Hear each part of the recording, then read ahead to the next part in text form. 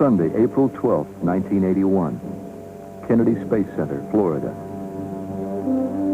The Space Shuttle. 14 stories high, 2,000 tons, poised on the pad for its maiden flight. This is Columbia, the spaceship that will orbit the Earth. Its external tank. It holds over 500,000 gallons of fuel for Columbia's 3 main engines. And the solid rocket boosters, the largest ever used on any launch vehicle and the first to be employed in a U.S. manned flight. At liftoff, the solid rocket boosters, together with the 3 main engines, will unleash more than 6.5 million pounds of thrust needed to launch the world's first reusable spacecraft. Never before has a winged vehicle been launched like a rocket, orbited the Earth, returned through frictional heating in excess of 2,500 degrees, and landed, still aerodynamically sound, to be launched again and again. If it succeeds, the Space Shuttle will truly be a remarkable flying machine.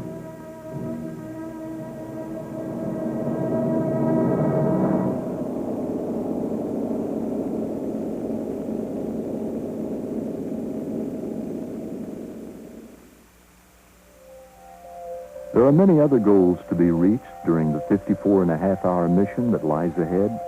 144 test objectives are planned for the flight.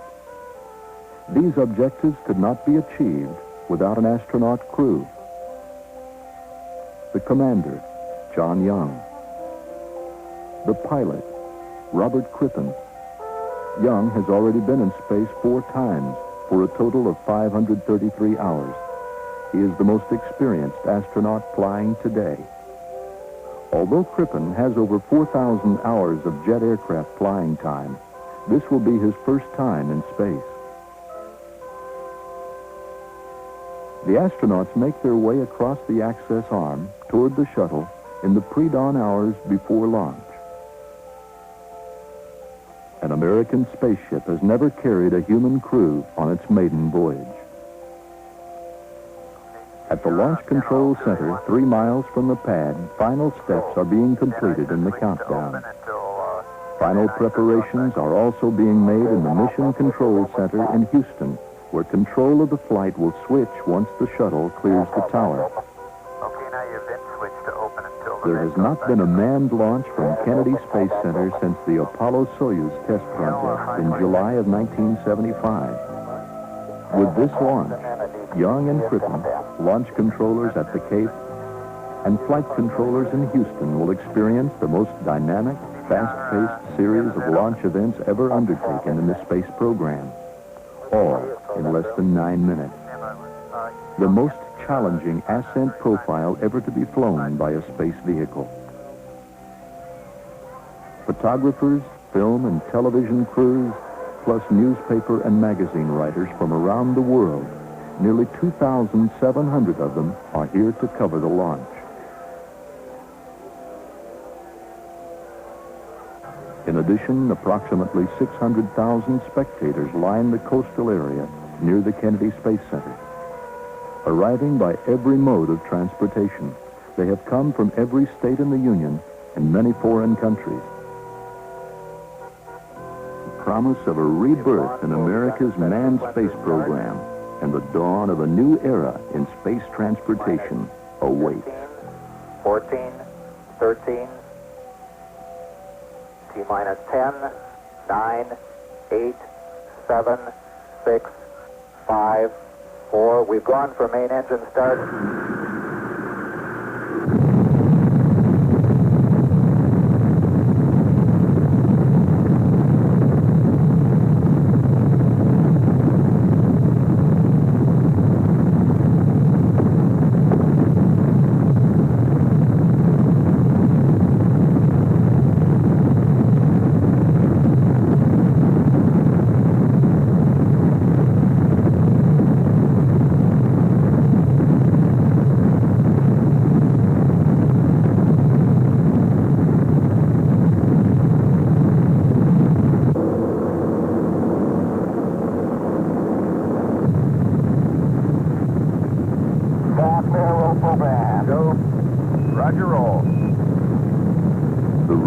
put the shuttle on its precise heading toward an imaginary target in space. Roll program complete. Roger, roll complete.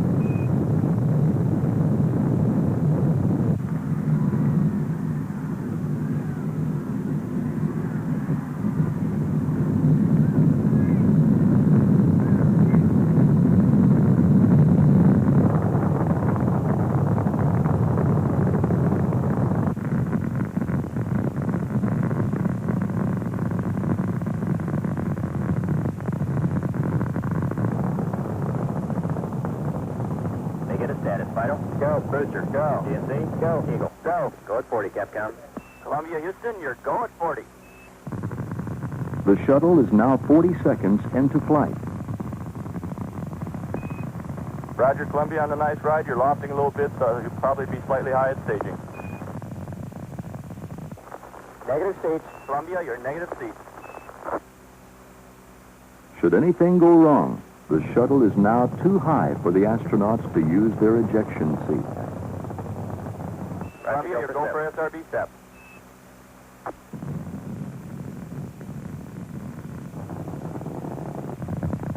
It's the SRD step flight. Roger, on a step. 103 converge flight. Yeah. Capcom, let's tell them all the calls are going to be a tad early because of the hot first stage. Columbia, you're looking a little hot. All your calls will be a little early. Okay. And that looks good here. Stand by, press to MECO. Columbia, stand by. Press to MECO. Mark it. Mark, press for MECO. Roger, press for MECO. The shuttle can now continue toward MECO, main engine cutoff. They like you VAP, Eagle, ECOM. Let's go, flight. Capcom, VAPs go. Stand by, negative return. Columbia, stand by for negative return. Mark it. Mark, negative return. And your VAP is good. Outstanding. Sure is, we can confirm it. What a view. And single engine rotor plate. And Columbia, your single engine rota. Columbia can land safely at the Naval Air Station in Rota, Spain, even if 2 of the 3 main engines should fail. Right now, the engines are generating over 42 million horsepower.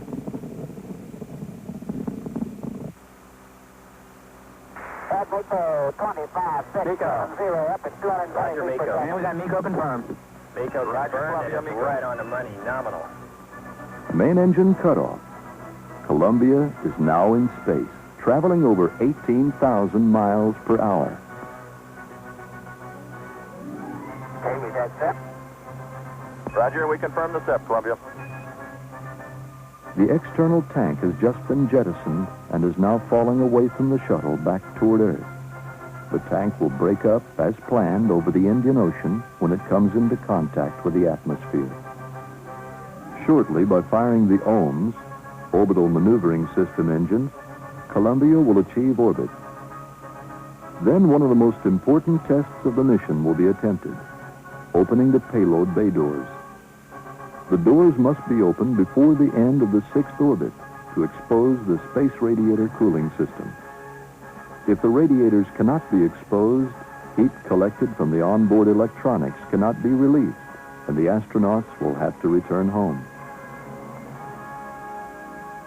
The OMS burns are successful. Columbia is now in orbit, circling the Earth at an altitude of approximately 150 miles. The payload bay doors will now be opened. Okay, the port door's coming open now. Roger, copy. Well, you are missing one fantastic sight. Boy, that is really beautiful out there. We appreciate those updates.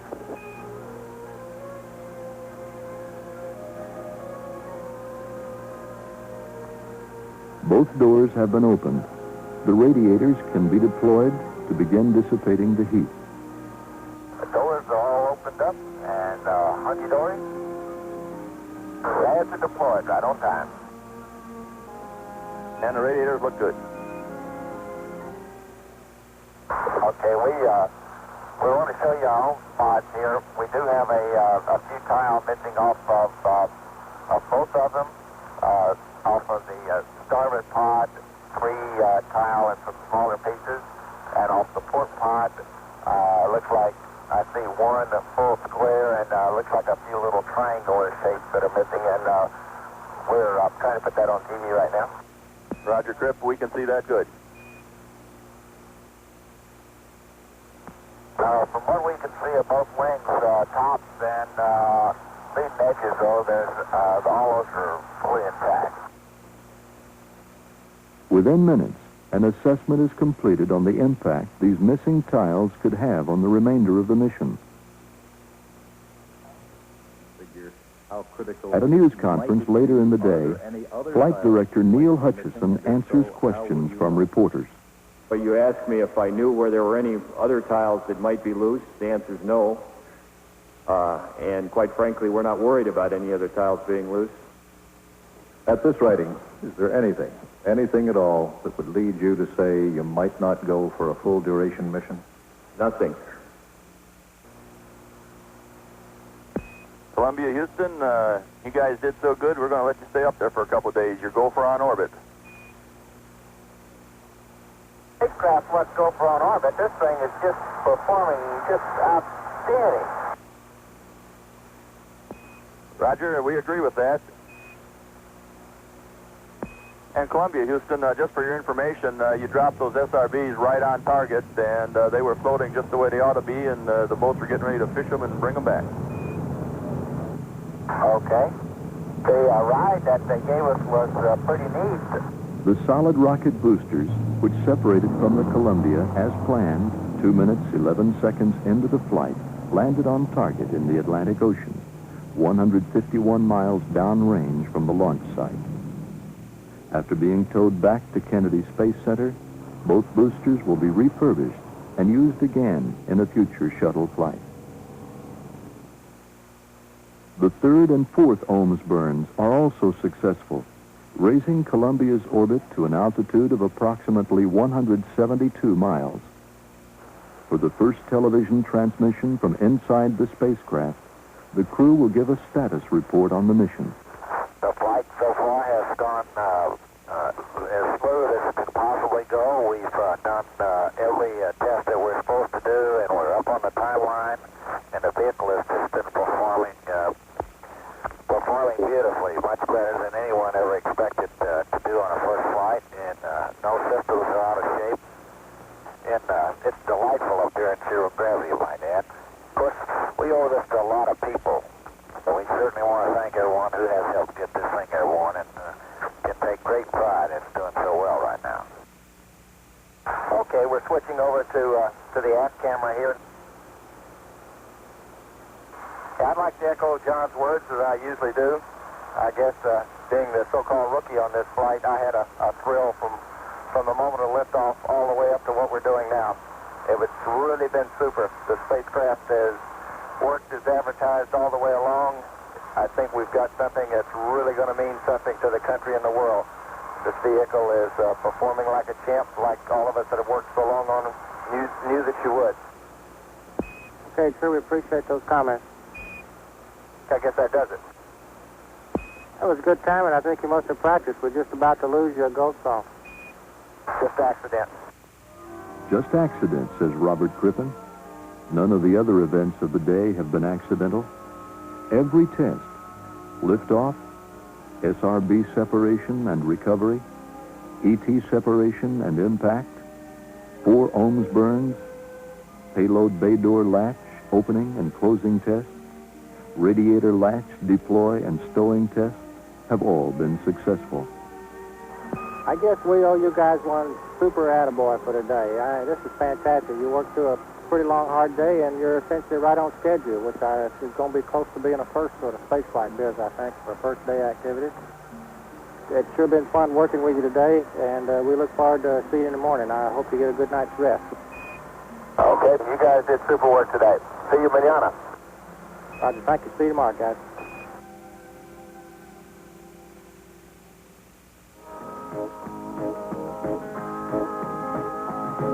Well, many hours went into this thing. Job well done by the shuttle space team. We can't say she's sleek and lean, but I'll tell you right now, she's a mean machine. The Columbia, not the kind you smoke. This here's a bird. Morning, Columbia. Welcome to day 2. All right. Appreciate that super wake-up music this morning. Well, we sure enjoyed it. Missing a good breakfast. Today, the astronauts will test onboard systems and also review procedures for tomorrow's landing. A test of the flight control system is conducted by John Young. The flight control system operates Columbia's aero surfaces, the elevons, body flaps, rudder, and speed brake. These surfaces are useless in the vacuum of space, but will be essential tomorrow when the shuttle lands. This will require precision maneuverability, which the aero surfaces provide. Payload bay door cycling tests help ensure that latching and closing procedures can also be done before entry tomorrow. As with every mission, many pictures of the Earth are taken by the astronauts. Over 500 on this first shuttle flight. Active volcanoes, cloud formations, alluvial fans, giant whirlpools over 15 miles in diameter, sand dunes 1,500 feet high, running unbroken for hundreds of miles. The high Himalayas, where mountain peaks reach 24,000 feet. And one of the most remarkable space photographs ever taken of the Earth, an area in Iran exposed to wind erosion, which has resulted in these breathtaking silt and sandstone formations that look more like a painting than a desert. After lunch on the second day, the astronauts receive a phone call from the Vice President of the United States, George Bush. How's it going up there? Everything rocking along all right? Spaceship is just performing beautifully. Well, it's great, and everybody views it, I'm sure, just as the forerunner of great things to come. I think your trip is just going to ignite the excitement and the forward thinking from this country, so I really just wanted to call up and wish you the very best. I appreciate it, Mr. Vice President. The crew also don and check out the ejection suits they will wear during entry. Young, Crippen, and Columbia pass every test. They are ready for the final phase of the mission, entry and landing.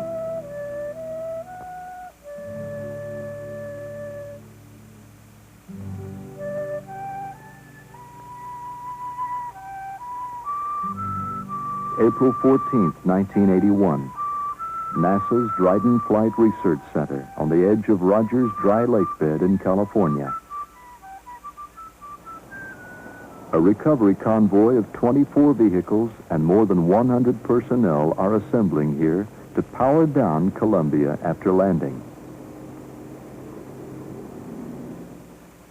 Enormous crowds are also beginning to arrive. A string of traffic 6 miles long waits to enter the base. Thousands more are already here. Close to 500,000 people will eventually be on hand to see the landing. On board, the astronauts suit up for entry.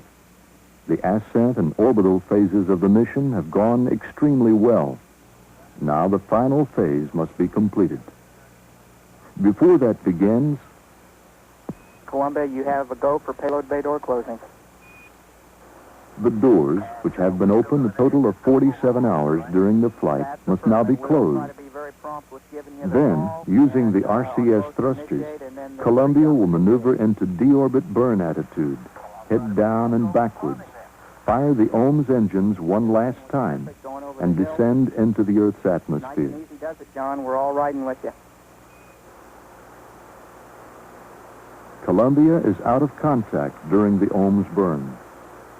Mission Control will not know if this burn was successful until they are in communication with the spacecraft over Australia. It is now over the Indian Ocean on the other side of the world. But from that distance, the burn must be precise, so that later, Columbia will hit the lake bed target in California. Columbia, this is Houston through Yargady. We're standing by. Burn was on time at nozzle reserve 110. Columbia is now committed to entry. With an RCS post-burn maneuver and several firings, it is oriented to a heads-up, nose-first attitude headed toward entry interface. This is where the atmosphere begins, at approximately 400,000 feet. From that moment until the shuttle reaches 165,000 feet, it will be in communication blackout, out of touch with mission control for almost 20 minutes. The landing site is almost 4,400 miles from entry interface. Chase planes are preparing to take off. One will call out altitudes and check Columbia for any damage just prior to landing. When the shuttle touches down here, it will be traveling at 216 miles per hour. Right now, it's going more than 17,000 miles per hour. Before it lands, it must slow down, lose energy, and it must survive the intense heat caused by traveling through the atmosphere at such a high rate of speed. Several S-turns or roll reversals are used to slow down and maneuver Columbia through the atmosphere. This one is done at 256,000 feet when it is traveling at more than 26 times the speed of sound.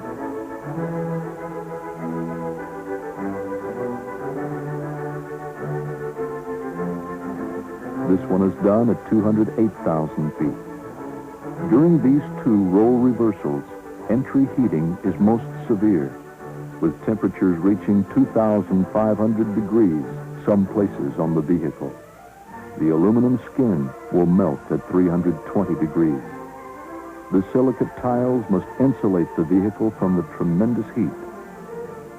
Since there is no test facility on Earth to simulate the aerodynamic and structural environment Columbia is in right now, only calculations could be used to predict what would happen during this phase of the flight.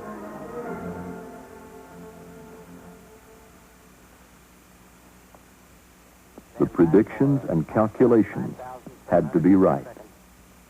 Hello there, Houston. Columbia's here. Hello, Columbia. Houston's here. How do you read? Clear, and we're doing Mach 10.3 at 180 AS. And we couldn't agree more, John. Your state vector's good. We've got good data in Okay. The entry trajectory, velocity, and position look good. Columbia is heading for home, now only 470 miles away. More left RCS, but okay. Right, we're showing a roll. And, John, we're showing you rolling right. Looking good. Right, I'm on roll. We're showing him crossing the coastline flat.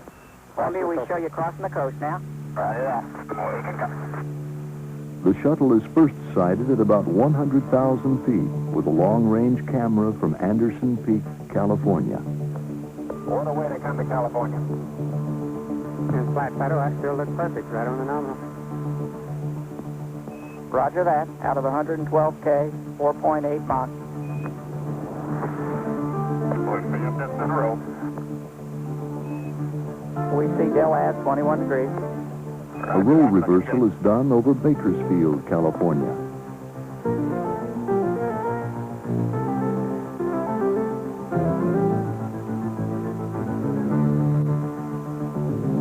Oh, that's beautiful.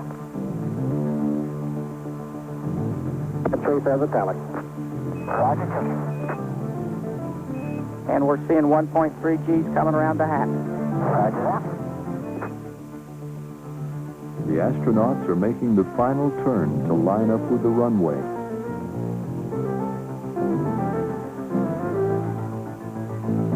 Columbia, you're really looking good. Right on the money. Right on the money. And turning on the final, your winds on the surface are calm. I got a win.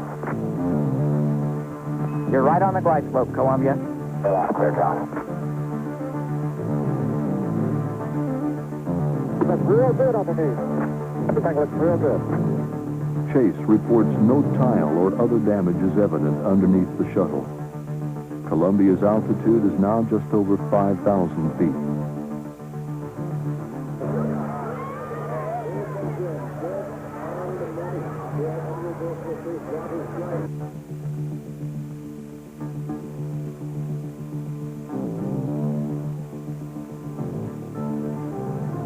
Pretty clear.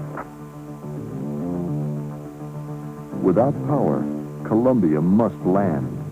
It cannot make another attempt. You're coming. You're down.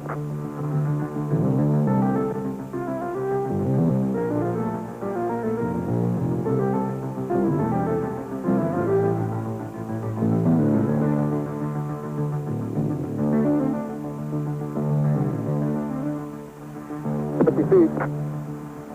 40, 30, 20, 10, 5, 4, 3, 2, 1, down. Those gears, 10. 5, 4, 3, touchdown. Look about, skipper.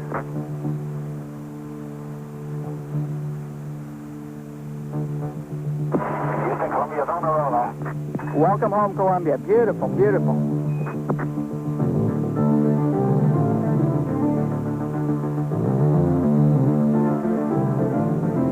You'll have to take it up to hangar, Joe. We're going to dust it off first.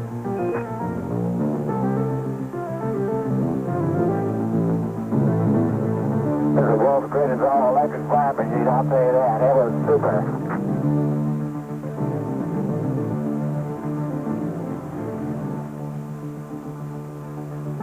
Okay, convoy's on its way. Convoy on. We'll stop on the Columbia. We'll stop.